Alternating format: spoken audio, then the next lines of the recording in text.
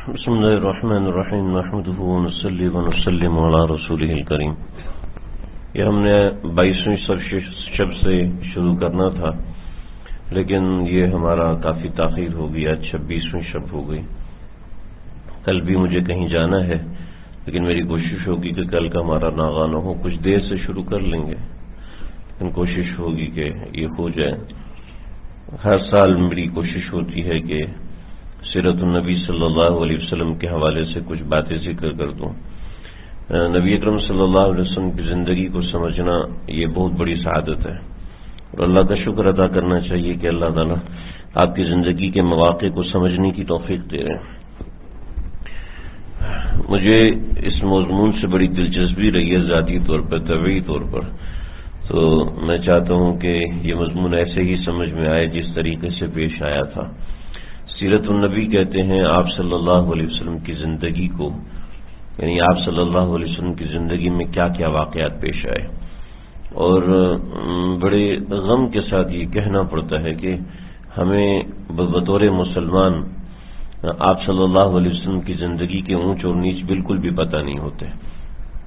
یعنی مسلمان ہونے کی حیثیت سے جو چیزیں ہمیں پتہ ہونی چاہیے، اتنی چیزیں تو ہمیں پتہ ہوتی ہیں کہ آپ صلی اللہ علیہ وسلم کی کتنی عمر تھی، آپ صلی اللہ علیہ وسلم کہاں رہے، مکہ میں رہے، مدینہ میں رہے، لیکن جو اسلام کی وہ چیزیں ہیں آپ صلی اللہ علیہ وسلم کی زندگی کے اونچ اور نیچ، وہ بہت تفصیل کے ساتھ میں سمجھتا ہوں کہ ہمیں پتہ ہونے چاہیے۔ اسی نیت سے اور اسی ارادے سے میں نے یہ سلسلہ شروع کیا تھا آج سے کچھ برس پہلے۔ ایک دو دفعہ میں نے مکمل کیا، لیکن تیسری مرتبہ جب میں نے شروع کیا تو بس درمیان میں ایسے عوارضات آتے گئے۔ تو آج ہم اس سلسلے کی کڑی کو شروع کر رہے ہیں ایک دفعہ پھر سے، اور میری کوشش ہوگی کہ ہم اس سلسلے کو آگے بھی بڑھاتے رہیں۔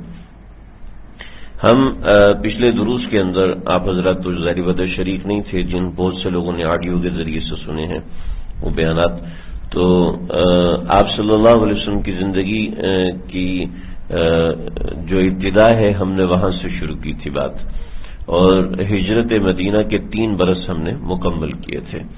ہجرت مدینہ کا 4تھا سال، یعنی 4 ہجری کے واقعات چل رہے تھے، اور 4 ہجری کے سفر کے مہینے تک کے واقعات ہمارے ہو گئے تھے، یعنی محرم اور سفر کے مہینے کے واقعات ہو گئے تھے۔ 4 ہجری کے اندر ربیع الاول کے مہینے میں جو واقعہ پیش آیا تھا وہ غزوہ بنی نذیر تھا۔ ٹھیک ہے، غزوہ کیا ہوتا ہے اور بنو نذیر کیا تھے، میں تھوڑی سی اس کی وضاحت کروں گا، غزوہ کی بتانے کی ضرورت نہیں ہے، آپ حضرات اس کو سمجھ سکتے ہیں۔ دیکھیں جی، یہ میں نے آپ کے سامنے جو نقشہ بنایا ہے، آپ حضرات تو دیکھ رہے ہیں، جو لوگ اس کو سن رہے ہوتے ہیں، میرے موبائل کے ذریعے سے کافی لوگ مکسر وقت سافٹ ویئر ہے، اس کے ذریعے سے بہت سے لوگ سن رہے ہوتے ہیں۔ پیچھے جو واقعہ چل رہا تھا وہ تھا بیر معونہ کا واقعہ۔ بیر معونہ کا واقعہ میں مختصراً بتا دوں، ایک قبیلے والوں نے آپ صلی اللہ علیہ وسلم سے کچھ حفاظ مانگے تھے، تو آپ صلی اللہ علیہ وسلم نے کچھ حفاظ دیے تھے کہ جائیں گے آپ کو قرآن اور اس کے حوالے سے چیزیں یہ سب سمجھائیں گے۔ تو یہ لوگ جا رہے تھے، تو کچھ دوسرے قبیلے کے لوگ تھے، انہوں نے ان 70 حفاظ پہ حملہ کیا، اور 70 کے 70 حفاظ میں سے اکثر کو شہید کر دیا۔ ان میں حضرت کعب بچے تھے، ان کا واقعہ سنا دیا تھا، ایک 2 اور صحابی بچے تھے، ان کا واقعہ بھی سنا دیا تھا کہ عجیب و حیرت انگیز واقعات ان کے گزرے ہیں، ان کے کئی کی لاشوں کو اللہ رب العزت نے آسمان کی طرف اٹھا لیا، اور یہ عجیب و غریب واقعات ہیں۔ ان بیر معونہ کے 70 حفاظ میں ایک صحابی تھے حضرت عمر بن امیہ الضمری۔ حضرت عمر بن امیہ الضمری یہ ایک صحابی تھے جو بیر معونہ کے واقعے میں بچ گئے تھے۔ دشمن کے ہاتھ لگ گئے تو دشمن کے ذمے ایک غلام کو آزاد کرنا تھا، تو یہ اس ضمن میں آزاد ہو گئے۔ تو عمر بن امیہ الضمری وہاں سے نکلے ہیں، اور مکے سے نکلے اور مدینہ کی طرف روانہ ہوئے۔ اہل مکہ کو پتہ ہی نہیں تھا کہ مسلمانوں کے ساتھ اتنا بڑا ظلم ہوا ہے۔ تو یہ ربیع الاول کی بعض حضرات نے 22 تاریخ لکھی ہے، مجھے ان تواریخ کا تحقیق کرنے کا موقع نہیں ملا، کہ واقعتاً 22 تاریخ تھی، 12 تاریخ تھی یا 22 تاریخ تھی، کیونکہ یہ جو بنو نذیر کا قلعہ فتح ہوا وہ 22 ربیع الاول کو فتح ہوا ہے، تو 10 دن محاصرہ رہا، تو اس واقعے کو بنتے ہیں تقریباً 10 یا 12 ربیع الاول۔ تو 10 یا 12 ربیع الاول کے اعتبار سے آپ علیہ الصلوۃ والسلام کی یعنی ہجرت کے چوتھے برس میں عمر بن امیہ الضمری یہ نکلے ہیں، اور راستے میں ان کو بنو عامر کے 2 کفار مل گئے۔ تو بنو عامر کے 2 کفار جب ملے ہیں تو یہ ان کے ساتھ سفر میں چل رہے تھے، تو ان کے 70 ساتھی مارے گئے تھے ان کی آنکھوں کے سامنے۔ یہ نکلے ہوئے تھے جانور چرانے کے لیے، جب واپس آئے تو 70 کے 70 ان کے سامنے لیٹے ہوئے تھے، صرف چند ایک صحابہ بچ گئے تھے جن کو قید کر لیا، پھر ان میں سے حضرت خباب بن الارت کو شہید کر دیا۔ تو یہ ان کی آنکھوں میں تو خون تھا کہ میری آنکھوں کے سامنے میرے سارے کے سارے ساتھیوں کو بلا وجہ شہید کر دیا گیا، کوئی وجہ بھی نہیں تھی کہ انہوں نے حملہ کیا ہو یا کچھ ایسا ہو۔ تو وہ 2 کفار ساتھ تھے، تو وہ دونوں جب آرام کرنے، انہوں نے کہا جی ہم بھی تمہارے ساتھ چلتے ہیں، انہوں نے کہا چلو جی۔ جب وہ ساتھ چلے ایک جگہ پہ جا کے سوئے تو انہوں نے تلوار لی اور ان دونوں کو قتل کر دیا۔ کہا کچھ نہ کچھ تو بدلہ ہو جائے گا نا، کہ ان کافروں نے ہمارے 70 لوگوں کو مارا تو چلو 2 کو میں مار دیتا ہوں۔ یہ کیا اور یہ یہاں سے کر کے مدینہ پہنچے۔ آپ صلی اللہ علیہ وسلم کو اطلاع ملی، آپ صلی اللہ علیہ وسلم کا جو اس کے حوالے سے تاثر اور جو معاملات تھے وہ میں انشاءاللہ آگے ذکر کروں گا۔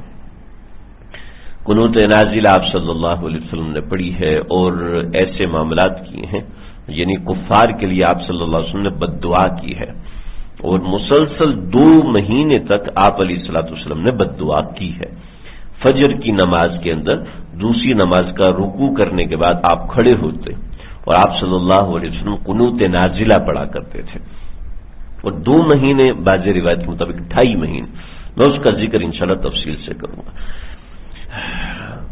آپ صلی اللہ علیہ وسلم کے پاس پہنچے حضرت عمر بن امیہ الضمری اور کہا کہ یا رسول اللہ یہ قصہ ہوا، وحی کے ذریعے سے آپ کو اطلاع تو مل چکی تھی، آپ غمگین تھے، لیکن جب بتایا کہ ہمارے ساتھ 2 کافر تھے، وہ قبیلہ بنو عامر کے تھے، میں نے ان کو قتل کر دیا، تو آپ نے پوچھا ہے تو انہوں نے ان کو قتل کر دیا؟ جی میں نے قتل کر دیا کہ کچھ تو بدلہ ہو جائے۔ آپ نے فرمایا او ہو یہ تو غلط ہو گیا، کیونکہ قبیلہ بنو عامر مسلمانوں کے حلیف تھے۔ ٹھیک ہے، حلیف کیا ہوتا ہے؟ حلیف سمجھ لیں، حلیف یہ ہوتا ہے کہ ہماری یہ کالونی ہے، ٹھیک ہے، ابلاغ احمد سوسائٹی، ٹھیک ہے، یہ سمجھ لیں ایک جماعت ہے، اس کے ساتھ ایک کالونی ہے، یہ ایک جماعت ہے، ٹھیک ہے۔ ہم دونوں کالونی والوں نے آپس میں معاہدہ کیا ہوا ہے کہ ہم دونوں حلیف ہیں، کوئی مصیبت آئے گی ہم دونوں مل کے سامنا کریں گے، کوئی تکلیف آئے گی ہم سب مل کے ہم سب اس تکلیف کا سامنا کریں گے، چاہے کچھ بھی ہو جائے چاہے کیسے بھی ہو جائے، ٹھیک ہے، ہم دونوں حلیف ہیں اور ہم ایسے کریں گے۔ تو اب ان دونوں کی آپس میں لڑائی کرنا درست نہیں ہے، چاہے کچھ بھی ہو جائے، یہ اور ہم یہ قوم اور یہ قوم، لہذا یہاں کا کوئی بندہ اس کو نہیں مارے گا اور وہاں کا کوئی بندہ اس بندے کو نہیں مارے گا، ٹھیک ہے، وہاں کا کوئی بندہ خطرے میں ہوگا تو یہ والے لوگ حفاظت کریں گے، یہاں کا کوئی بندہ خطرے میں ہوگا تو وہ والے لوگ حفاظت کریں گے، ٹھیک ہے۔ اچھا، یہاں کے بندے نے کسی کا نقصان کر دیا تو سب لوگ مل کے پورا کریں گے، ٹھیک ہے، وہاں کے بندے نے کسی کا نقصان کر دیا تو یہاں کے سب لوگ مل کے پورا کریں گے، سمجھ رہے ہیں؟ اس طریقے سے قومیں مل کے رہا کرتی تھیں۔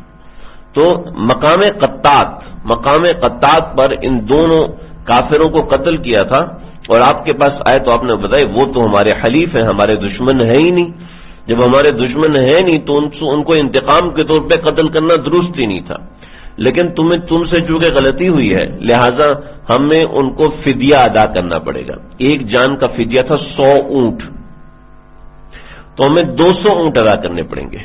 اب ان اونٹ کی ادائیگی کے اندر وہ تمام لوگ شامل ہوں گے جو مسلمانوں کے حلیف تھے، ٹھیک ہے۔ تو قبیلہ بنو نذیر جو تھا یہ بھی مسلمانوں کا حلیف تھا، جو کہ مدینہ کے اندر مسلمانوں کے ساتھ آباد تھے، ٹھیک ہے، قبیلہ بنو نذیر۔ میں تھوڑی سی یہاں میں نے تھوڑا سا نقشہ ڈرا اس لیے کیا ہے کہ آپ لوگوں کو سمجھ میں آ جائے۔ میں جب پہلی مرتبہ مدینے گیا تو تو وہاں پر ایک صاحب مولوی صاحب وہاں پہ تقریر کر رہے تھے، جنہوں نے ہمیں زیارات وغیرہ کر رہے ہیں. تو انہوں نے کہا کہ مدینے کے اندر یہود آباد تھے. یہ آپ نے جملہ سنا ہوگا، مدینہ کے اندر یہود آباد تھے. یہ خاص طور پہ نقشہ میں اس لیے بناتا ہوں تاکہ میں واضح کر سکوں کہ یہود مدینے میں آباد نہیں تھے. سمجھ رہے ہیں؟ کیونکہ یہود کہتے ہیں کہ بیت المقدس جگہ ہماری ہے، مسلمانوں نے غلط قبضہ کیا ہوا ہے. ایسی مدینہ جگہ ہماری ہے، مسلمانوں نے غلط قبضہ کیا ہوا ہے. سمجھ رہے ہیں؟ تو یہ بات آپ ذہن نشین رکھیں کہ یہود مدینے میں آباد نہیں تھے. ٹھیک ہے، یہ میں نے نقشہ بنایا جو مسجد نبوی ہے، جو آج مسجد نبوی ہے. ٹھیک ہے، یہ جو مسجد نبوی ہے مدینہ بس اتنا تھا، اس سے زیادہ مدینہ نہیں تھا.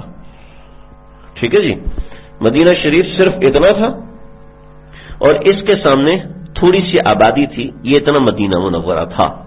ٹھیک ہے، آپ صلی اللہ علیہ وسلم کی رحلت کے بعد مدینہ پھیلا ہے تو اتنا پھیلا ہے بس. ٹھیک ہے، آج بھی نقشے کے اندر، گوگل میپ کے اندر بھی اس کی ڈرا ہے کہ مدینے کی یہ آبادی ہے اور ایک باقاعدہ سڑک چل رہی ہے جو کہ مدینے کو الگ کرتی ہے. آپ صلی اللہ علیہ وسلم نے فرمایا کہ جبل صلہ، وہ جبل صلہ دے، جبل صلہ اور جبل احد کے اندر ایک غار ہے، ایک علاقہ ہے جس کو جبل سور کہتے ہیں. صحیح، جبل احد کے اندر ایک کونا ہے جس کو سور کہتے ہیں. ٹھیک ہے، ایک تو غار سور وہ ہے جو کہ مکے میں ہے، وہ جو ہے وہ اس جگہ پر ہے، ادھر پیچھے کر کے. ٹھیک ہے، تو آپ نے فرمایا کہ ان دونوں کے درمیان جو جگہ ہے وہ مدینہ منورہ ہے، جو اس سے باہر ہے وہ مدینہ منورہ نہیں. لہذا قبیلہ بنو نذیر، یہ جو قبیلہ بنو نذیر، یہ مکے میں، مدینے میں آباد نہیں تھے. سمجھ رہے ہیں؟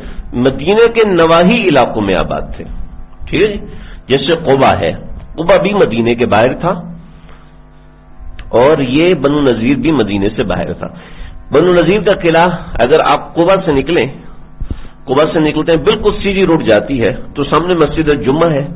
مسجد الجمعہ سڑک کے اس طرف ہے اور جو بنو نذیر کا قلعہ ہے وہ بالکل سامنے ہے. وہاں پر آج بھی بنا ہوا پیلے رنگ کی شکستہ سی عمارت ہے، وہ قبیلہ بنو نذیر کا جو ہے وہ قلعہ ہے.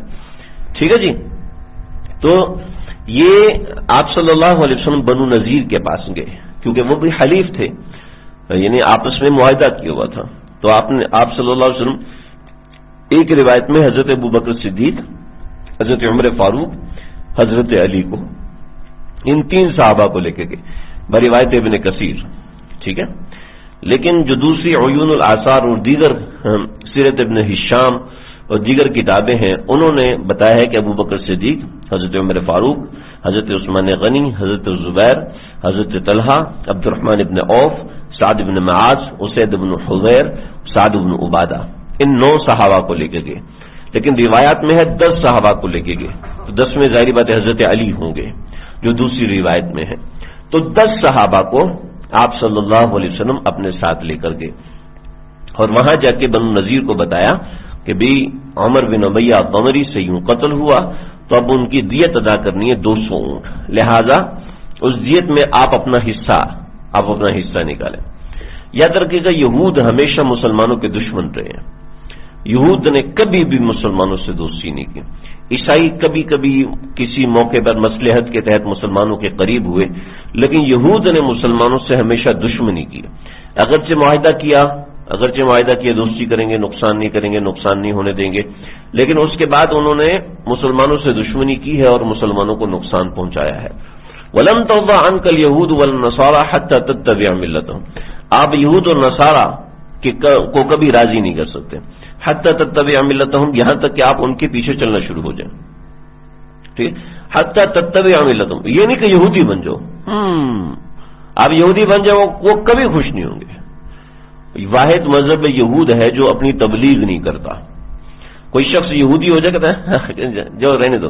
یہودی تو خاندانی لوگ ہوتے ہیں، یعنی جو ہمارے خاندان کے لوگ ہیں. یہ کراچی میں جو خاندانی کا لفظ استعمال کیا جاتا ہے میں وہ والا نہیں کر رہا. خاندانی کا مطلب یہ ہے کہ جو یہود کے خاندان میں سے ہوں وہی لوگ یہودی ہوتے ہیں، اس کے علاوہ ہمیں کسی کو قبول نہیں. اتنا گھٹیا اور رذیل ان کی سوچ ہوتی ہے. تو یہ جو یہود ہیں انہوں نے یہ طے کیا کہ یہ لوگ وہاں سے اٹھے، حی ابن اخطب اور دیگر بہت سے لوگ وہ وہاں پہ اٹھے ہیں، اور انہوں نے کہا کہ بھئی آپ صلی اللہ علیہ وسلم اپنے تھوڑے سے صحابہ کے ساتھ آئے ہوئے ہیں، آپ صلی اللہ علیہ وسلم کو ایک دیوار کے نیچے بٹھایا، سایہ تھا دیوار کا، آپ کو یہاں بٹھایا اور آپ کے سامنے کھانا رکھا کہ آپ کھانا کھائیے، ہم دیت کی رقم اکٹھی کرنے جاتے ہیں اور آپ کے لیے کوئی یہ فلاں چیزیں لے کر آتے ہیں۔ تو آپ صلی اللہ علیہ وسلم صحابہ کے ساتھ وہاں بیٹھ گئے اور یہ لوگ وہاں پر گئے اور انہوں نے آپس میں سازش رچی، حی بن اخطب اور دیگر بہت سے لوگ۔ کبھی آج بہت کم لوگ ہیں، تو اگر ہم سب مل کے نعوذ باللہ من ذالک آپ صلی اللہ علیہ وسلم کو شہید کر دیں تو آج تو ہماری پھر جان چھوٹ جائے گی، اور مدینے کے اندر مسلمان تو ابھی مستحکم ہے نہیں، لہذا ہماری حکومت دوبارہ بن جائے گی۔ تو یہاں پر جو تھا عمر ابن حجاش بن کعب یہ یہودیوں کا ایک سردار تھا، اس نے کہا کہ آپ مجھے اجازت دیں اور میں ایک طریقہ جانتا ہوں کہ میں محمد عربی صلی اللہ علیہ وسلم کو ایسے شہید کروں گا کسی کو پتہ بھی نہیں چلے گا۔ کہ وہ کیسے؟ تو وہ ایسے کہ میں دیوار پہ چڑھ جاتا ہوں اور ایک پتھر لیتا ہوں بہت بڑا سا، اور پتھر کو اوپر سے آپ صلی اللہ علیہ وسلم کے سر پہ گراؤں گا، جس سے آپ صلی اللہ علیہ وسلم پس جائیں گے اور دوسرے کسی کو تکلیف بھی نہیں پہنچے گی، بقیہ خون ہم اپنے سر پہ لے لیں گے، کوئی ایک بندہ ہوگا نہیں تو خون بہا دے دیں گے تو ہماری جان بھی چھوٹ جائے گی، نعوذ باللہ من ذالک، اور یہ ہے کہ ہماری بچت بھی ہو جائے گی۔ تو جب انہوں نے یہ سازش کی اور سب اس پہ ایگری ہو گئے، ہاں بالکل صحیح ہے، لیکن اس کے اندر ایک نا سلام بن مشکم یہ یہود میں ایک بڑا سردار تھا، اور سلام بن مشکم جو تھا اس کی بہت سی باتیں احادیث میں نقل کی ہیں کہ سلام بن مشکم، میم شین کاف میم، سلام بن مشکم، یہ ابن مشکم جو تھا یہود کے اندر بڑا صاحب بصیرت انسان تھا اور یہود کو بڑی نصیحت کرتا تھا۔ تو اس نے کہا کہ لا تفعلوا، ایسا لا تفعلوا، ایسا نہیں کرنا، فواللہ لا یخبرن بما حممتم به، اللہ کی قسم یہ تم ارادہ کر رہے ہو نا اس کا خدا اس کی اطلاع دے دے گا۔ وَإِنَّهُ لَنَقْصُ الْعَهْدِ، اور یہ نقص عہد ہے الذی بیننا وبینہ، جو ہمارے اور ان کے درمیان میں، تفسیر سعدی میں لکھا ہے، اور بھی بہت سی تفاسیر میں، تفسیر سعدی میں یہ الفاظ ہیں اور تفسیر میں اور بہت سے الفاظ نقل کیے ہوئے، تو ایسا نہ کرنا نہ نقصان ہو جائے گا۔ یہ یہاں پہ سازش ہو رہی تھی، اور جو عمر بن حجاج جو ہے وہ چھت پہ چڑھا اور چھت سے دیوار پہ آیا، اس نے پتھر اٹھایا ہوا تھا اور بہت بڑا پتھر، اب یہ کام کر ہی رہا تھا تو اللہ کے نبی پہ قرآن نازل ہوا، یا ایھا الذین آمنوا اذکروا نعمت اللہ علیکم اذ ہم قوم ان یبسطوا الیکم ایدیہم فکف ایدیہم عنکم۔ آپ کو پتہ چل گیا اس آیت کے ذریعے سے کہ اللہ رب العزت نے میری حفاظت فرمائی ہے اور مجھے یہاں سے اٹھنا چاہیے۔ سازش کی خبر ہوئی، آپ صلی اللہ علیہ وسلم وہاں سے اٹھے اور اٹھ کے چلے گئے، اور جلدی کی وجہ سے کسی صحابی کو بھی نہیں بتایا، اور اگر صحابہ کو بتا دیتے تو افراتفری مچ جاتی، افراتفری مچتی تو یہود ہوشیار ہو جاتے، اور چونکہ مسلمان تھوڑے تھے، یہودیوں کا قبیلہ تھا تو مسلمانوں کا نقصان ہو سکتا تھا، تو آپ خاموشی سے چپکے سے وہاں سے نکل گئے۔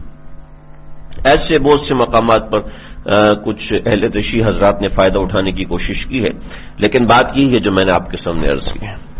آپ صلی اللہ علیہ وسلم یہاں پہنچے ہیں تو کنانہ بن حویرہ ایک یہودی تھا، اس نے آپ صلی اللہ علیہ وسلم کو مدینے میں دیکھا، جب واپس قبیلہ بنو نذیر پہنچا تو کنانہ بن حویرہ نے کہا کہ بھئی کیا کر رہے ہیں آپ لوگ، بڑے خوش نظر آ رہے ہیں، کہ آج کام تمام ہونے والا ہے۔ کبھی ہوا کیا مسئلہ ہے؟ کبھی آپ صلی اللہ علیہ وسلم وہاں بیٹھے ہیں اور عامر ابن حجاج جو ہے وہ گیا اور پتھر گرا کے آپ کو شہید کرنے والا، اس نے کہا خدا کی قسم میں تو ان کو مدینہ میں چھوڑ کے آیا، نہیں وہ وہاں بیٹھے ہم نے ان کو کھانے کا اکرام کیا، نہ اللہ کی قسم میں ان کو مدینہ چھوڑ کے آؤں، لگتا ہے کہ تمہاری سازشوں کی اطلاع ان کو مل گئی ہے۔ جب آئے تو دیکھا کہ وہ پتھر لے کے تیار کھڑا ہے، اس نے پھینکنا تھا لیکن آپ اشارہ کیا کہ آپ صلی اللہ علیہ وسلم تو وہاں موجود ہی نہیں، تو بڑے حیران ہوئے۔ صحابہ نے ایک دوسرے سے پوچھا کہ آپ صلی اللہ علیہ وسلم کہاں ہیں؟ آپ تو یہاں سے چلے گئے. ان کو بھی اطلاع ملی کہ آپ تو مدینے میں چلے گئے. تو صحابہ ایک ایک کر کے سارے آپ صلی اللہ علیہ وسلم کے پاس مدینہ پہنچے. پھر آپ صلی اللہ علیہ وسلم سے پوچھا کہ کیا ہوا. حویرہ نے کہا کہ بخدا وہ اللہ کے رسول ہیں, یقیناً ان کو تمہاری سازش کی خبر پہنچی ہے. یہ ابھی بھی خوش فہمی میں تھے کہ شاید کوئی ایسی ویسی خبر نہیں پہنچی ہو تو ویسی کسی کام سے اٹھ کے چلے گئے ہوں. لیکن جب پکا ہو گیا تو آپ صلی اللہ علیہ وسلم نے عبداللہ بن ام مکتوم رضی اللہ عنہ کو مدینے کے اندر نگران مقرر فرمایا اور خود آپ علیہ الصلوۃ والسلام لشکر تیار کیا اور لشکر کا جھنڈا حضرت علی رضی اللہ عنہ کے ہاتھ میں دیا. اور آپ صلی اللہ علیہ وسلم وہاں سے نکلے اور قبیلہ بنو نذیر کے پاس پہنچے اور آپ نے فرمایا کہ قلعہ خالی کر دو ورنہ ہم تمہیں چھوڑیں گے نہیں, ورنہ ہم تم کو قتل کر دیں کہ تم نے عہد شکنی کی ہے, تم نے مسلمانوں کے ساتھ دغا کرنے کی کوشش کی. ایک تو یہ انہوں نے کیا کہ قلعہ بند کر لیا. جب قلعہ بند کیا ہے تو عبداللہ بن ابی رئیس المنافقین اس نے ان کو خط لکھا. اس نے خط لکھا اور خط لکھ کے اس نے کہا کہ دیکھو میرے پاس 2000 جوان قبیلہ بنو غطفان کے لوگ اور اسی طریقے سے اور چند دوسرے لوگ ہیں جو چند دوسرے قبیلوں کے ہیں جو تمہارے حلیف ہیں, وہ تمہاری مدد کو آئیں گے. لہذا خبردار اپنا قلعہ ان لوگوں کے حوالے نہ کرنا. یہ مسلمان ہیں, تھوڑے سے ہیں, تعداد میں کم ہے, یہ تتر بتر ہو جائیں گے, ہم 2000 ہیں, ہم ان کو چھوڑیں گے نہیں. اور یہ میرا تم سے وعدہ ہے قبیلہ بنو قریظہ قبیلہ بنی غطفان کے لوگ تمہاری طرف دوستی کا ہاتھ بڑھاتے ہیں. 2000 جان باز میرے ساتھ موجود ہیں, میری قوم کے لوگ الگ ہیں, وہ آخری دم تک لڑیں گے, اپنے گھروں کو ہرگز مت چھوڑنا اور محمد صلی اللہ علیہ وسلم کی بات بالکل نہ ماننا. تو ابن مشکم جو تھے, یہ جو میں نے جن کا میں نے روایت نقل کی تھی, سلام ابن مشکم نے کہا کہ عبداللہ بن ابی جو ہے یہ منافق ہے, یہ نہ مسلمانوں کا ہے اور نہ ہمارا ہے. اس نے نہ پہلے قینقاع والوں کی مدد کی تھی اور نہ ہماری مدد کی تھی. اب اس کو کہو کہ کسی سے کہ ہماری مدد کرے. چنانچہ اس نے خط لکھا بنی قریظہ کے سردار کعب بن اسد القرظی کو خط لکھا کہ بھئی تم ہماری مدد کرو. تو کعب بن اسد کہنے لگا کہ نہ بابا, میں تو مسلمانوں کے خلاف تمہاری کوئی مدد نہیں کروں گا, کہ ان کے خلاف تمہاری مدد کر کے ہمارا کچھ نہیں کوئی فائدہ نہیں ہوگا ہمارا, لہذا تم جنو, تمہاری جنگ جن. اس نے جب منع کیا قبیلہ بنو قریظہ کے سردار نے, تو عبداللہ بن ابی کہ تمہارے اپنے ساتھی کو تو تمہارا درد نہیں ہے تو میں تمہارا درد کیوں لوں, جاؤ رہنے دو. تو ادھر سے عبداللہ بن ابی رئیس المنافقین بھی چپ ہو گیا. ادھر سے مسلمانوں نے 6 دن کے لیے محاصرہ کر لیا. بعض روایت میں 10 دن, بعض میں 15 دن, بعض میں 20 دن اور بعض میں 25 دن. جب آپ صلی اللہ علیہ وسلم لشکر کو لے کر آئے ہیں تو آپ صلی اللہ علیہ وسلم نے وہاں پر اپنا ایک خیمہ لگایا ہے. تو وہاں پر ایک بہت ماہر تیر انداز تھا جس کا نام تھا غزول. یہ ماہر تیر انداز تھا. اس نے اپنے لشکر کو بڑا منظم کیا اور اس نے لوگوں کو چھتوں پہ, قلعے کی دیواروں پہ چڑھایا کہ مسلمان جو بھی قریب آتے تو دور سے پتھر مارتے تاکہ مسلمان قریب نہ جائے, اور خود یہ قریبی مقام پہ آ گیا اور اس نے طاق کر کے تیر چلایا جو آپ صلی اللہ علیہ وسلم کے خیمے پہ جا کے لگا. تو صحابہ کرام کو پتہ چلا کہ آپ صلی اللہ علیہ وسلم کا خیمہ جو ہے وہ غزول کے تیروں کی زد میں آ رہا ہے. تو صحابہ کرام نے آپ صلی اللہ علیہ وسلم کا خیمہ وہاں سے اٹھایا, کسی دوسری آڑ میں منتقل کیا تاکہ سامنے سے آنے والا تیر کوئی آپ صلی اللہ علیہ وسلم کو نقصان نہ پہنچا سکے. جب یہ کر رہے تھے تو حضرت علی غائب ہے. سب صحابہ پریشان کہ حضرت علی کہاں چلے گئے. تو سب نے کہا یا رسول اللہ حضرت علی نظر نہیں آ رہے. تو آپ نے فرمایا دیکھنا وہ کیا کرتا ہے. یہ جہاں سے غزول نکلا اور نکل کے اس نے تیروں کی بوچھاڑ کی, اور تیروں کی بوچھاڑ کرنے کے بعد تیر آپ صلی اللہ علیہ وسلم کے خیمے پہ لگے لیکن دوری کی وجہ سے آپ صلی اللہ علیہ وسلم کو نقصان نہ پہنچا سکے. تو اس نے کچھ اور جگہ تلاش کرنے کی کوشش کی، تو جب یہ وہاں سے گھات لگا کے نکلا تو حضرت علی اس کے سامنے آ گئے۔ حضرت علی رضی اللہ عنہ نے ایک ہی وار میں غزول کا سر قلم کیا اور سر کو نیزے پہ لٹکایا اور مسلمانوں کے لشکر کی طرف چلے۔ اس کے ساتھ 10 لوگوں کی جماعت تھی، وہ 10 لوگ وہ بھی وہاں سے بھاگے۔ جب واپس بھاگے تو حضرت ابو دجانہ، حضرت سہیل ابن حنیف، یہ 2 صحابہ بھی تھے، ان دونوں نے ان 10 کے 10 کو مارا، ان 10 کے 10 کو قتل کیا اور قتل کر کے ان سب کے سر نیزے پہ چڑھا کے مسلمانوں کے لشکر کی طرف لے کر آئے تاکہ کفار کے اوپر روب پڑے۔ دوسری طرف آپ صلی اللہ علیہ وسلم نے فرمایا کہ بنو نذیر نے اپنے باغات بڑی محنت سے اگائے ہوئے ہیں، باغات تو قلعے سے باہر تھے نا، قلعہ تو حفاظت کے لیے اپنی جگہ پر تھا، تو انہوں نے اپنے علاقے میں باغات لگائے ہوئے، تو چلو یہاں سے آپ صلی اللہ علیہ وسلم نے فرمایا کہ ان کے کھجور کے درخت کاٹنا شروع کرو اور کھجوروں کے درخت کاٹ کے ان پہ تیل چھڑکو اور ان کو آگ لگاؤ۔ چنانچہ جب ایسے کیا تو ان لوگوں کی حالت خراب ہونا شروع ہوئی، اور جب آپ صلی اللہ علیہ وسلم رحیم و کریم محبت سے پیش آنے والے، جب آپ اس طرح غضب کا مظاہرہ کر رہے تو ان لوگوں کو ڈر لگ گیا۔ اب حی ابن اخطب اور یہ دوسرے لوگ یہ سب گھبرا گئے کہ اب تو ہماری خیر نہیں، اب تو آپ صلی اللہ علیہ وسلم غصے میں آ گئے۔ اور اتقوا بغضب الحلیم، جب کسی حلیم اور رحم دل شخص کو غصہ آتا ہے تو بس پھر خیر نہیں، پھر اپنی خیر مناؤ۔ تو سب پریشان ہوئے، تو اب سب نے پیغام بھجوایا کہ ہم آپ سے صلح کرنا چاہتے ہیں اس بات کے اوپر کہ ہم اپنے ہتھیار چھوڑ دیں گے اور اس کے علاوہ دیگر جو بھی سامان ہے وہ سب ہم سامان لے کے جائیں گے۔ ایک طرف ان کے 10-11 لوگ مارے گئے اور دوسری طرف مسلمانوں کا کوئی نقصان نہیں ہوا، تیسری طرف ان کے باغات جب جلنا شروع ہوئے تو ان کے اوپر روب جم گیا۔ چنانچہ دیکھیں جنگ کی حکمت عملی آپ صلی اللہ علیہ وسلم نے سکھائی ہے، جانوروں کو نہیں مارنا، آپ نے منع فرمایا جانوروں کو نہیں مارنا، نمبر 1۔ نمبر 2 فصلیں نہیں کاٹنی، نمبر 3 لوگوں کے گھر نہیں توڑنے، لوگوں کے گھر نہیں جلانے، نمبر 4 زندہ انسانوں کو نہیں جلانا، نمبر 5 بوڑھوں کو نہیں مارنا، نمبر 6 عورتوں کو نہیں مارنا، نمبر 7 بچوں کو نہیں مارنا، ٹھیک ہے، اور اسی طریقے سے اور بھی چند ایک اصول کہ عبادت گاہوں کو نہیں گرانا، یہ جنگ کے اصول آپ صلی اللہ علیہ وسلم نے سکھائے۔ یعنی کیسا ہمارا پیارا دین ہے کہ جو دشمنوں کے حقوق بھی سکھا رہا ہے، جو آپ کے بچوں کو قتل کر رہے ہیں ان کے حق سکھا رہے ہیں، جو آپ کے بوڑھوں کو قتل کر رہے ہیں ان کا حق سکھا رہا ہے، جو آپ کے پیٹ کے اندر زہر گھول رہے ہیں ان کا حق بھی ہمارا اسلام سکھا رہا ہے۔ کیسا پیارا دین، اتنے حقوق سکھانے والا جنگل کو ہمارے باغات کو جلا رہے ہیں، حالانکہ باغات جلانے کو آپ نے منع فرمایا۔ تو انہوں نے اوپر سے آواز لگائی اے محمد آپ تو رحیم و کریم ہیں، آپ تو باغات جلانے کو منع کرتے ہیں، تو آپ نے فرمایا یہاں پر کوئی کام ایسا نہیں ہے جو ہم اللہ کے حکم کے بغیر کر رہے ہوں۔ بعض چیزیں حکمت کی وجہ سے جائز ہوتی۔ سورہ حشر کی آیت نازل ما قطعتم من لینۃ او ترکتموها قائمۃ علی اصولها فباذن اللہ، کوئی بھی درخت ہم کاٹتے ہیں یا کسی درخت کو اپنی جگہ پہ چھوڑتے ہیں تو یہ اللہ کے حکم سے چھوڑتے ہیں، اللہ کے حکم سے رکھتے ہیں، کوئی اپنی مرضی سے ہم کچھ نہیں کرتے، اپنی مرضی اور اپنی رضامندی سے ہم کچھ بھی نہیں کرتے، جو کرتے ہیں اللہ کے حکم سے کرتے ہیں، اللہ کی رضامندی سے کرتے ہیں۔ جب ان کو یہ سمجھ میں آیا کہ بھئی یہ تو اب درخت کاٹ رہے ہیں تو کل تو ہمارے بچوں کو بھی قتل کریں گے، کل کو ہمارے بوڑھوں کو بھی قتل کریں گے، تو یہ دشمن پہ روب ڈالنے کے لیے تھا، عام حکم نہیں تھا۔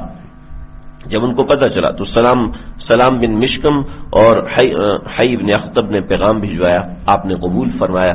6 دن تھے، 10 دن تھے، 15 تھے یا 20 دن یا 25 دن، بہرحال 22 ربیع الاول بقیہ ہے مہینہ ربیع الاول کا، 22 کی مجھے تحقیق نہیں، میں نے ایک جگہ پڑھا تھا، تو آپ صلی اللہ علیہ وسلم نے اس قلعے کو فتح کیا اور ان کو اجازت دے دی کہ آپ لوگ جا سکتے ہیں، اپنا ہتھیار نہ لے کے جائیں، اس کے علاوہ اونٹ پر جو سامان آتا ہے وہ لے جائیں۔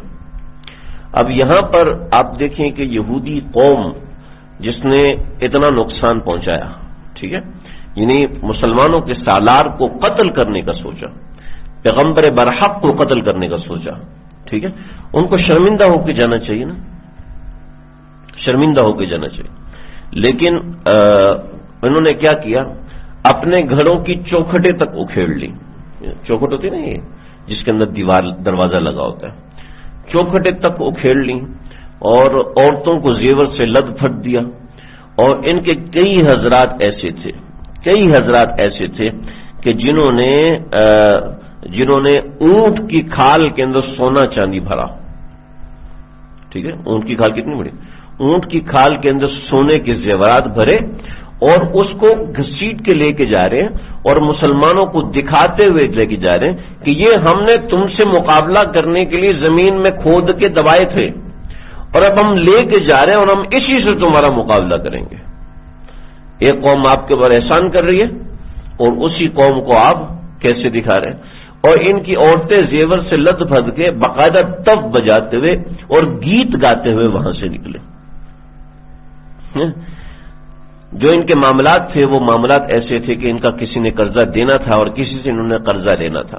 آپ صلی اللہ علیہ وسلم نے فرمایا کہ اب ان کا قرضہ اور یا انہوں نے کسی سے قرضہ لینا وہ سب کا سب معاف ہے. وہ سارے کے سارے معاملات کو ختم کر دیا. اور پھر آپ نے 3 دن دیے کہ 3 دن کے اندر اندر تم لوگ اس علاقے کو خالی کر دو، بنی نذیر اپنے قبیلے کو خالی کر دیں، اور جو قرضے کے معاملات ہیں وہ سب معاف کیے. میں نے جو واقعہ سنا ہے کہ اونٹ کی یہ سلام بن عبد الحقیق نامی آدمی تھا. اس نے یہ للکار لگائی تھی، حی ابن اخطب، سلام بن عبد الحقیق، کنانہ بن ابو ربی، یہ سب لوگ جا کے یہاں سے نکلے اور خیبر میں جا کے آباد ہوئے.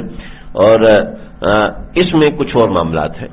وہ یہ معاملات تھے کہ یہودی جو تھے وہ اہل کتاب سمجھے جاتے تھے، تو لوگ ان کو عقیدت احترام کی نظر سے دیکھتے تھے کہ ان کے پاس کتاب. بقیہ تو مشرکین تھے اسلام آنے سے پہلے، تو یہود کو ادب سے دیکھا جاتا تھا. تو جس کسی کا بچہ مسلمان نہیں بچتا تھا، انہیں انتقال ہو جاتا تھا. بہت سے لوگ ایسے ہوتے ہیں جن کی پیدائش ایسی ہوتی ہے کہ پیدا ہوتے ہی انتقال، پیدا ہوتے ہی انتقال، پیدا ہوتے ہی انتقال. تو وہ لوگ نظر مانتے تھے کہ اب ہمارا جو بچہ ہوا ہم اس کو یہودی بنائیں گے. ٹھیک ہے نا، اب جو ہمارا بچہ ہم اس کو حافظ قرآن بنائیں گے. ٹھیک ہے، تو نظر مان لیتے ہیں لوگ. تو اب جو ہمارا بچہ ہو ہم اس کو یہودی بنائیں گے. ایسا تقدس تھا اس قوم کا، ایسی اللہ نے عزت دی تھی، لیکن عزت راس نہیں ہے ان کو. تو اب وہ جو بچے تھے ان کے بارے میں بڑا مسئلہ ہوا. لوگوں نے کہا بھی ہمارا یہ والا بچہ، ہم نے اس کو یہودی ہونے کی نظر مانی تھی، لیکن اب تو ہم ان کو جاننے نہیں دیں گے. تو وہاں پر آیات نازل، لا اکراہ فی الدین، اسلام میں زبردستی نہیں. اگر وہ اپنی مرضی سے یہودی رہنا چاہتے ہیں تو جانے دیں، اگرچہ ان کے ماں باپ مسلمان ہیں. اور اگر وہ اپنی مرضی سے مسلمان رہنا چاہتے ہیں تو پھر ان کو جانے پہ مجبور نہیں کیا جائے گا، ورنہ بنو نذیر کے یہود کو یہاں پر رہنے کی قطعاً کوئی اجازت نہیں ہوگی. 2 لوگ تھے، یامین اور ابو الاسد. حضرت یامین بن عمیر رضی اللہ تعالیٰ عنہ اور حضرت ابو سعد بن وہب، یہ 2 حضرات تھے جو یہود سے مسلمان ہوئے تھے اور بنو نذیر کے بھی تھے. تو انہوں نے آپ صلی اللہ علیہ وسلم سے گزارش کی، درخواست کی کہ یا رسول اللہ ہم سے کوئی خدمت لے لیں. تو آپ نے فرمایا کہ بھی ایسا کرو کہ تم اگر کچھ کر سکتے ہو تو جس نے آپ علیہ الصلوۃ والسلام کو شہید کرنے کی کوشش کی تھی، کون تھا جی؟ عمر ابن حجاش، جس نے پتھر گرا کے شہید کرنے کی کوشش کی تھی، اس کا کام تمام کرو.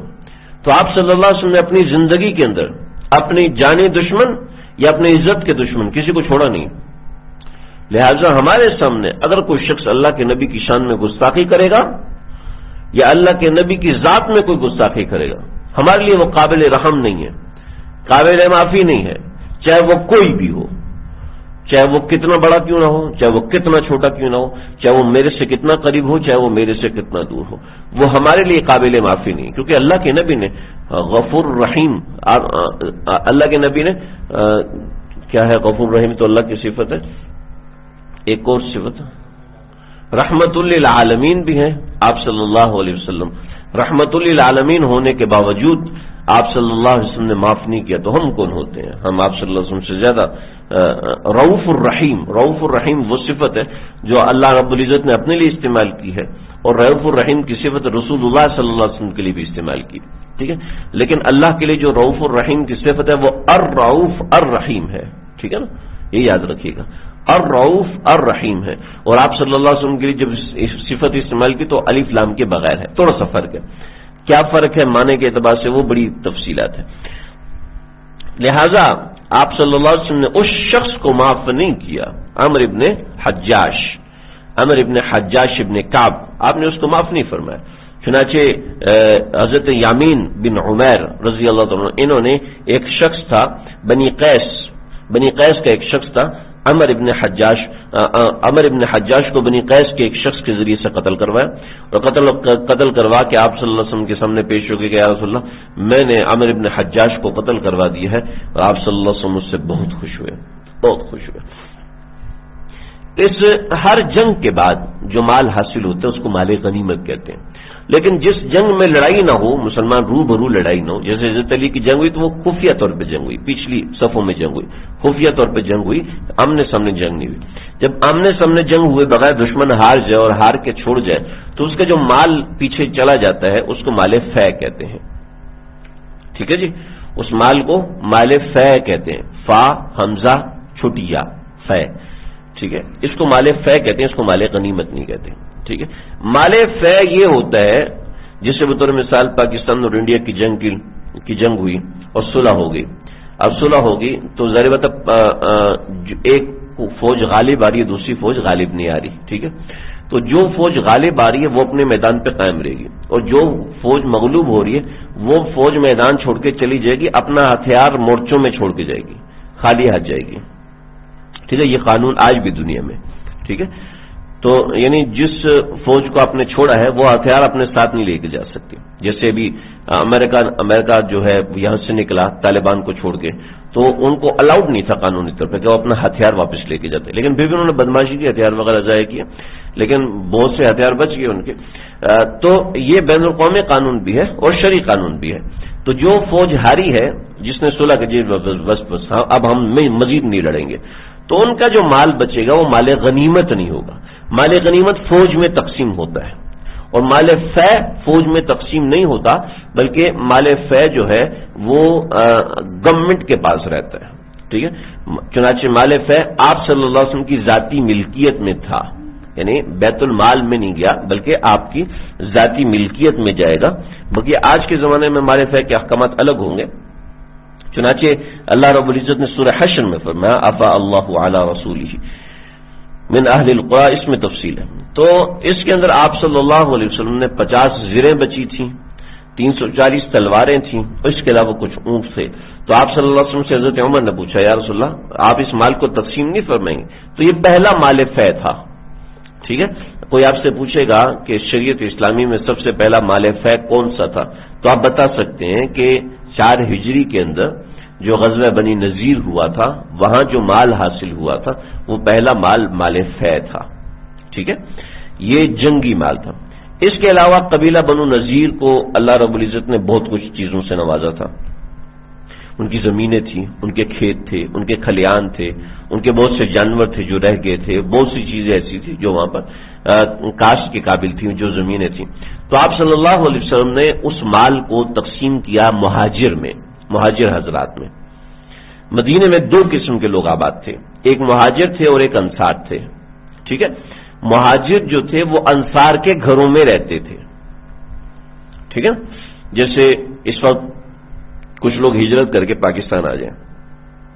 ٹھیک ہے، ایک تو یہ کہ ان کا مہاجر کیمپ بنا دیں.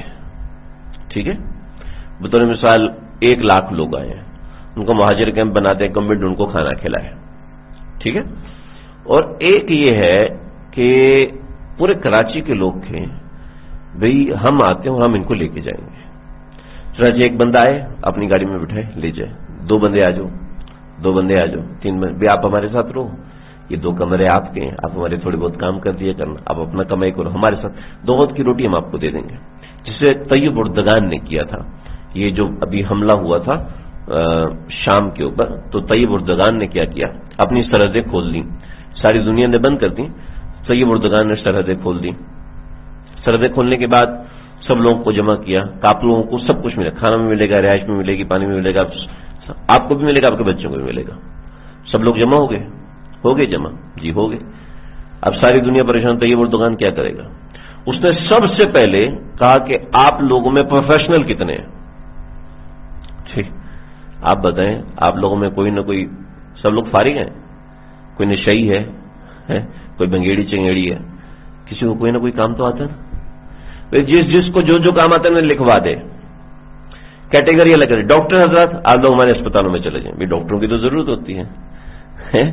اب انجینئر حضرت آپ ہمارے اس محکمے میں آ جائیں، آپ مزدور ہیں آپ ہمارے اس محکمے میں چلے جائیں. یہ اور ان کو ایڈجسٹ کرنا شروع کر دیا، ان کی خواتین کو ایڈجسٹ کرنا شروع، جو خواتین کام کر سکتی ہیں ان کو ایڈجسٹ کیا اپنے کاموں کے اندر، جو پتہ ہی نہیں چلا کہاں سے کہاں چلے گئے سارے. تو مہاجرین کو ایسے ایڈجسٹ کرنا یہ آپ صلی اللہ علیہ وسلم کا طریقہ ہے. ایک انصاری کو ایک مہاجر نے کور کر لیا. تو اب یہ زمانہ ہو گیا تھا، 4 سال ہو گئے تھے، 4تھا سال چل رہا تھا ساتھ رہتے ہوئے. تو آپ علیہ الصلوۃ والسلام نے فرمایا کہ دیکھو ابھی جو زمینیں ہیں اور یہ چیزیں یہ میں مہاجرین کو دے رہا ہوں، اور میں مہاجرین کو دے رہا ہوں تاکہ یہ آپ کے گھروں سے نکلے اپنے گھر بنائیں، کہ مدینہ کے اندر یہ اپنی جو ہے وہ بلڈنگ اتھارٹی یا اس طرح کی چیز قائم کریں تاکہ یہ اپنے طور پہ رہے. تو آپ لوگوں کو کوئی اعتراض تو نہیں ہے؟ تو آپ صلی اللہ علیہ وسلم کے سامنے 2 صحابی کھڑے ہوئے، حضرت سعد بن عبادہ اور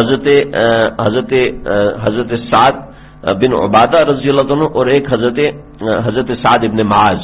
یہ 2 صحابی کھڑے کہ یا رسول اللہ یہ والا مال آپ اس والے مال میں تو ان کو حصہ دیں، لیکن اگر آپ چاہتے ہیں کہ ہمارا مال جو ہمارے پاس رکھا ہے اس مال میں سے بھی ان کو آپ حصہ دینا چاہتے تو ہم وہ بھی دینے کو تیار ہیں.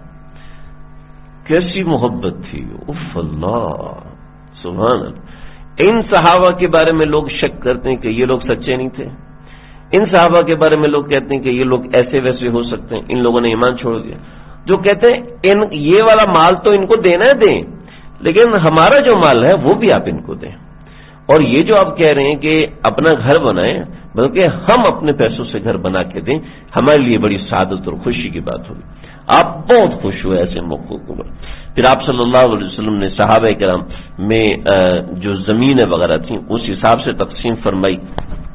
بڑی تفصیل ہے، لیکن ان باتوں سے خوش ہو کے آپ صلی اللہ علیہ وسلم نے حضرت سعد بن معاذ کو ابی الحقیق کی تلوار تھی جو بڑی قیمتی اور بڑی زبردست تلوار، بڑی لمبی تلوار تھی، وہ آپ صلی اللہ علیہ وسلم نے عطا فرمائی تھی. جیسے کرکٹر اپنا بیٹ بنواتے ہیں نا، اپنا بلہ بنواتے ہیں بڑا مہنگا اور بڑا محنتوں کے ساتھ کئی مہینے لگا کے اس کے اندر اپنا بیٹ تیار کرواتے ہیں.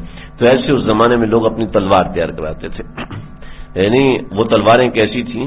ایسی تلواریں تھیں جو آج تک ابھی خستہ نہیں ہوئی، ابھی بھی ترکی میوزیم میں رکھی ہوئی ہیں، ابھی تک وہ خستہ نہیں ہوئی. یعنی کیسا ان کا لوہا اس زمانے کے اندر ہوگا. تو ایسی مضبوط تلواریں تھیں. یعنی حضرت علی کی جو ڈھال ہے، حضرت علی چھوٹے قد کے تھے، تو حضرت علی کی جو ڈھال تھی وہ چھوٹی تھی. یعنی اتنی ڈھال تھی کہ جو یہ یعنی کلائی اور اس کے درمیان آ جاتی تھی، اتنی چھوٹی ڈھال تھی حضرت علی کی. اور وہ تلوار تھی جو آپ صلی اللہ علیہ وسلم کے حکم پر خیبر میں مقابلے میں آیا تھا عمر ابن عبد ود. اس نے جب آپ کو تلوار ماری تو وہ تلوار ڈھال کو کاٹتے ہوئے آپ کی کلائی تک پہنچ گئی تھی، لیکن کلائی کو کاٹ نہیں سکی تھی. آگے پڑھیں گے ہم وہ واقعہ انشاءاللہ. تو اس ڈھال کو جب لایا گیا آزمائش کے لیے تو 4 بندے مل کے اٹھا نہیں سکے، اتنی بھاری ڈھال تھی، 4 بندے اٹھا نہ سکے. تو یہ اس طریقے سے بنو نذیر کا آپ صلی اللہ علیہ وسلم نے مال تقسیم فرمایا. اس کے اندر اور بھی چند ضروری واقعات ہیں، لیکن اصل میں ان کا کچھ تعلق علمی بنیادوں پر، علمی نوک پر، جیسے ام ایمن کا واقعہ ہے. تو بعض حضرات نے کہا ام ایمن کا وہ واقعہ خیبر میں پیش آیا تھا، بعض حضرات نے کہا نہیں بنو نذیر میں پیش آیا تھا.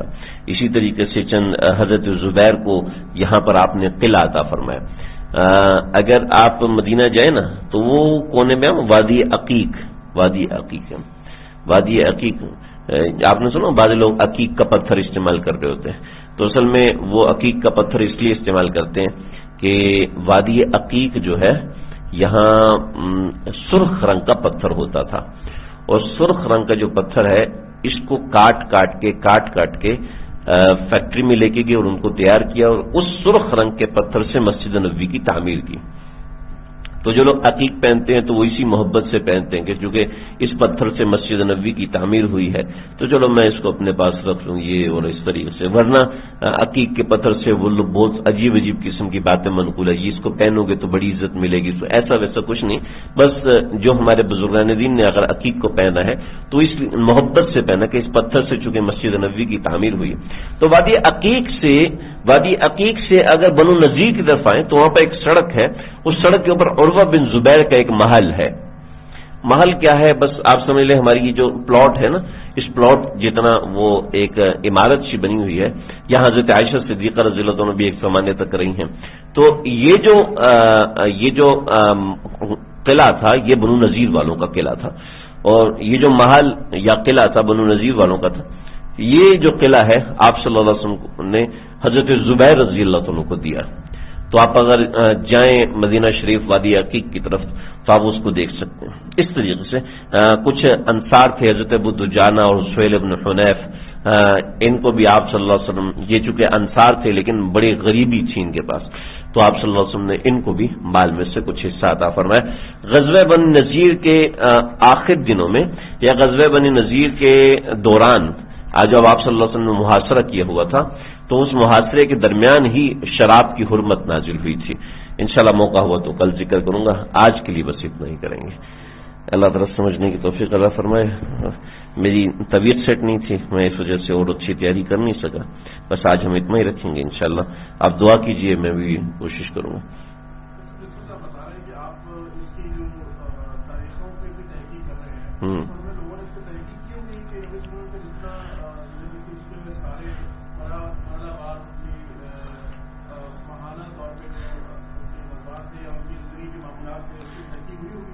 جی تحقیق، کتنی تحقیق ہے، ہم لوگ تو ذوق نہیں رکھتے نا، لوگوں نے زندگی کھپائی ہیں۔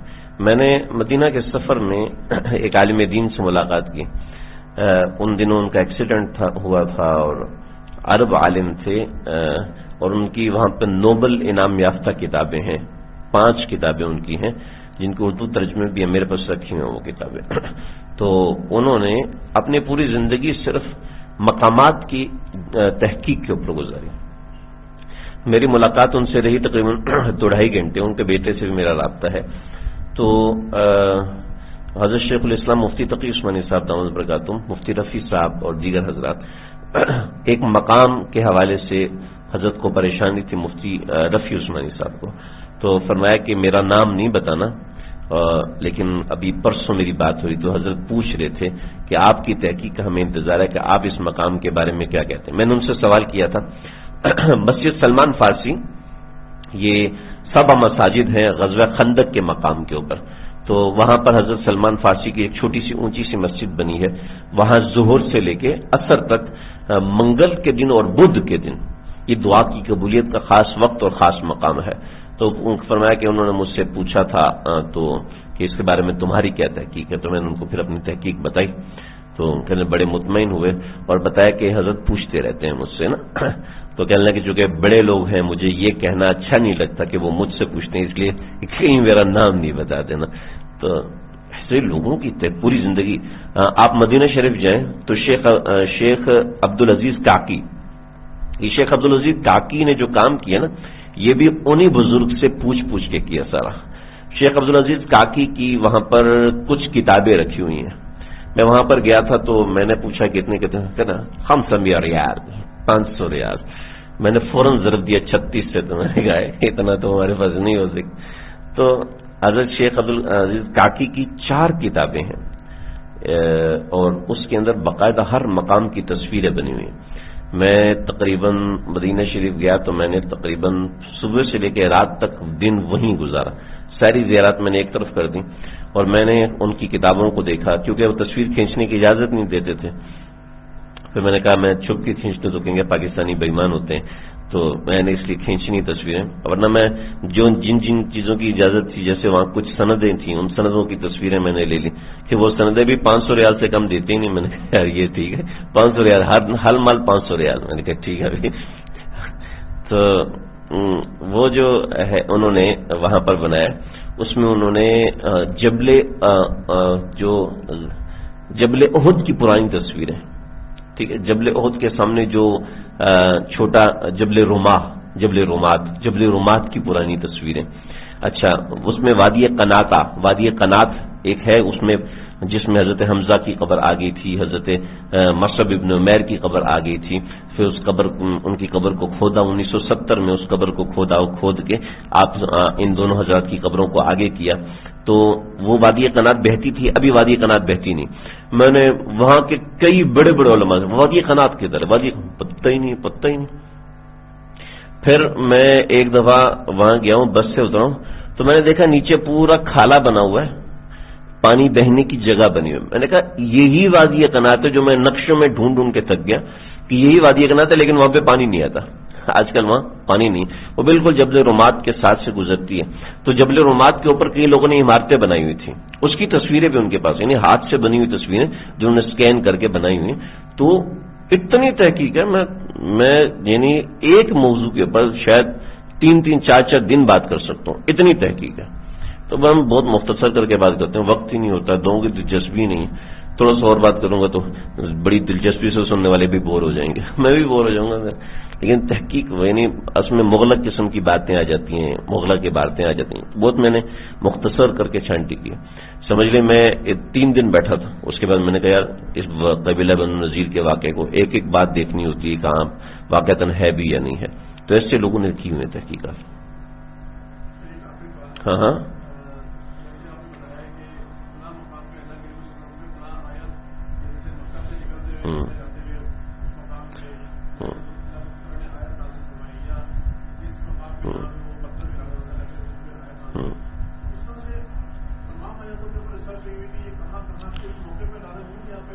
یہ مجھے ابھی تک نہیں ملا. ٹھیک ہے، تمام آیات کا مجھے نہیں ملا، لیکن میرا ارادہ ہے اس کے اوپر کام کرنے کا. یہ ابھی تک میرے سامنے نہیں آیا. مجھے آپ سے پہلے ایک وہ میرے ساتھی حسان، انہوں نے بھی مجھے کہا تھا کہ بھئی اگر یہ ہو جائے تو بہت اچھا ہے. تو میں ابھی بہت سی جھنجھٹوں سے فارغ ہوا ہوں، تو میرا ارادہ ہے کہ میں اس کے اوپر کام کروں. تو آپ لوگ بھی دعا کیجئے. اور سیرت کے اوپر کام کرنے، سیرت کے اوپر پڑھنے کی عجیب برکات ہوتی ہیں، بڑی عجیب برکات ہوتی ہیں. وہ برکات ایسی ہیں جو بتا نہیں سکتا آدمی، وہ دیکھنے سے تعلق رکھتی ہیں. تو آپ لوگ بھی دعا کیجیے گا، اور میں بھی کوشش کروں گا کہ ہمارا یہ سفر چلتا رہے. ابھی مجھے ایک اور مدرسے والوں نے کہا، تو میں نے ان سے کہا بھی یکم ربیع الاول سے لے کے 11 ربیع الاول تک جتنا ہو سکتا ہے ہم مغرب یا عشاء کے بعد سیرت کا درس کریں گے. اللہ کرے یہ ترتیب شروع ہو جائے، اور بہت سی ترتیبات ذہن میں ہیں. لیکن یہ جو آپ کہہ رہے ہیں نا، یہ زبانی نہیں ہو سکتا، یہ تحریری طور پر بھی آئے گا. تو وہ انشاءاللہ اسی حساب سے دیکھیں گے کہ اس میں اس طریقے سے آ جائے کہ آیات کی تحقیق کرتے نا، یہ بڑا ایک الگ سے موضوع بن جائے گا. اگر سیرت کے اندر یہ چیز آ جائے تو بڑا دلچسپ بھی ہوگا اور یہ اچھا بھی ہوگا انشاءاللہ. ہاں، آپ لوگ اعتکاف میں ہیں، خاص دعا کیجیے گا. لوگ کرتے نہیں، ٹھیک ہے نا، اوپر سے کہہ دیتے ہاں جی ہم کریں گے. تو میں اس لیے بڑی تاکید سے کہہ رہا ہوں. میں بھی نہیں کرتا ہوں، صحیح سے کوئی کھلا پلا دیتا نا پھر کرتا ہوں. تو میں کچھ کھلاؤں گا بھی انشاءاللہ آپ لوگوں کو اگر کریں گے. آمین. انا للہ و انا الیہ راجعون. جی دعا کر لیں. بسم اللہ الرحمن الرحیم. الحمدللہ رب العالمین، والصلاة والسلام علی سید الانبیاء والمرسلین. ربنا تقبل منا انک انت السمیع العلیم وتب علینا انک انت التواب الرحیم. اللہ جی ہمارے بیٹھنے کو، جمع ہونے کو قبول فرما لیجیے. آپ کے پیارے حبیب صلی اللہ علیہ وسلم کے صدقے ہی اس کائنات کا وجود ہوا. آپ علیہ الصلوۃ والسلام کے صدقے ہم سب کا وجود ہوا. اے اللہ انہی کے صدقے ہمارے اس کام کو، اس بیٹھنے کو، اللہ آگے جو ارادے ہیں اللہ ان ارادوں کو اپنے بارگاہ میں شرف قبولیت سے نواز دیجیے. اپنے فضل سے، اپنے کرم سے شرف قبولیت سے نواز دیجیے. ہمارے بھائی کی خالہ کا انتقال ہو گیا ہے، اللہ مغفرت عظیم عطا فرمائے. ہمایوں بھائی کے والد صاحب کا انتقال ہوا، اے اللہ مغفرت عظیم فرمائیے. جو ہمارے عزیز و قارب دنیا سے جا چکے ہیں، اللہ سب کی مغفرت فرما دیجیے، سب کی مغفرت فرما دیجیے. یہ جو لوگ بھی اعتکاف میں حاضر ہیں، اے اللہ ان کے حاضر ہونے کو قبول فرمائیے، ان کے مسجد میں بیٹھنے کو قبول فرمائیے، کمیوں کوتاہیوں کو دور فرمائیے. اے اللہ جو آپس میں ناچا کیے ہیں، آپس میں تکالیف ہے، گرمی کی وجہ سے تکلیف ہے، یہ بیت الخلاء کی وجہ سے یا کسی اور معاملے کھانے پینے سے تکلیف ہے، اے اللہ آپ اپنے فضل سے حل فرما دیجیے۔ جو لوگ ان کی خدمت میں لگے ہوئے ہیں، کسی بھی چھوٹی بڑی خدمت میں ہیں، اے اللہ ان کی خدمات کو اپنے فضل سے قبول فرمائیے۔ ربنا تقبل منا انك انت السميع العليم وتب علينا انك انت التواب الرحيم صلى الله تعالى على خير خلقه محمد۔